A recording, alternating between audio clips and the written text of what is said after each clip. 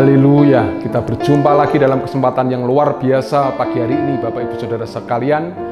Di dalam berkat Tuhan saya akan membacakan renungan harian kita dengan judul Salah Fokus.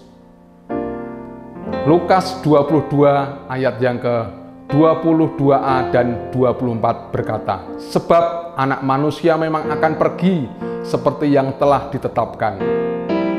Terjadilah juga pertengkaran di antara murid-murid Yesus.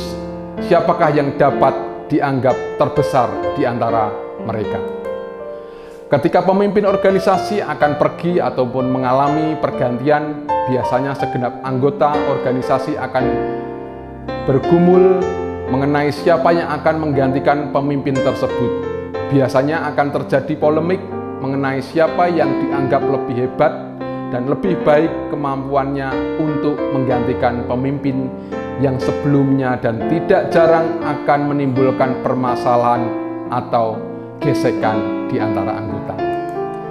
Hal serupa terjadi di antara para murid Yesus ketika ia mengatakan kepada mereka bahwa ia akan menderita dan pergi meninggalkan mereka.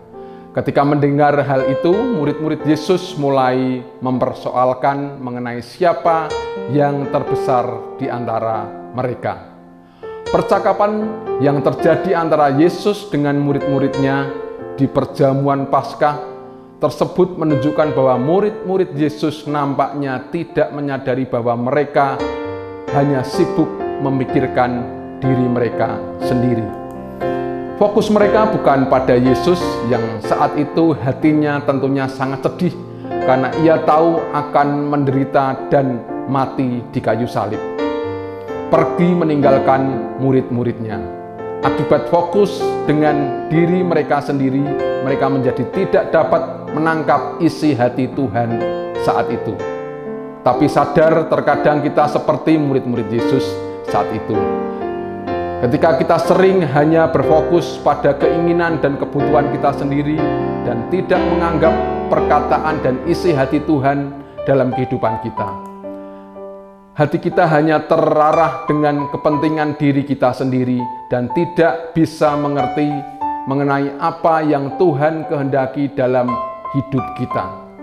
Sebagai murid Kristus, sudah seharusnya kita lebih mengutamakan kehendak Tuhan dibandingkan dengan keinginan dan hasrat manusiawi kita.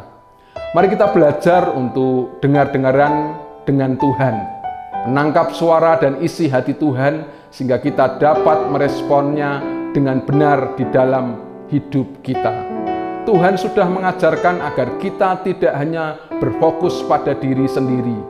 Oleh karena itu, mari kita berfokus pada firman-Nya dan mengutamakan kehendak-Nya dalam kehidupan kita. Amin. Tuhan Yesus memberkati kita semuanya.